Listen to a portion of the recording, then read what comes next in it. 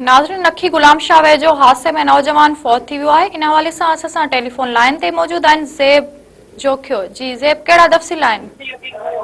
जी बिल्कुल, लखी गुलाम शाह लॻे रोड हादसे में नुक़सान फौत थी वियो आहे। इन हवाले सां अव्हांखे ॿुधाईंदो हलां त लखी गुलाम शाह थाणे जी हद सखर शिकारपुर क़ौमी शहरा ते महरलाड़े वटि तेज़ रफ़्तार मोटरसाइकिल ख़राब हालत में रोड ते बीठल मज़दार सां टकराइजी वई, जंहिंजे नतीजे में मोटरसाइकिल सवार नौजवान फौत थी वियो आहे। जॾहिं त फौती नौजवान जो लाश तलका अस्पताल लखी गुलाम शाह आंदो वियो, जिते गुज़िरियल 12 कलाकनि खां फौती नौजवान जो लाश पयल आहे।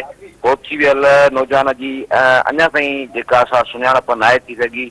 उन हवाले सां पुलिस राब्ते करण ते ॿुधायो त फौत थी वियल नौजवान जो जेके ॻोठाणा लखी अस्पताल आया, उन्हनि जो इहो चवणो हो त फौती नौजवान मोटरसाइकिल ते वन व्हीलिंग करे रहियो त साणस हादसो पेश आयो, जंहिंजे नतीजे में नौजवान फौत थी वियो आहे, जंहिंजी आख़िरी इतलान ताईं जेका अञा ताईं सुञाणप न थी सघी आहे, जंहिंजे करे नौजवान जो लाश अञा ताईं लखी गुलाम शाह तालका अस्पताल में पयल आहे। जी ज़ेब, महिरबानी अव्हांजी।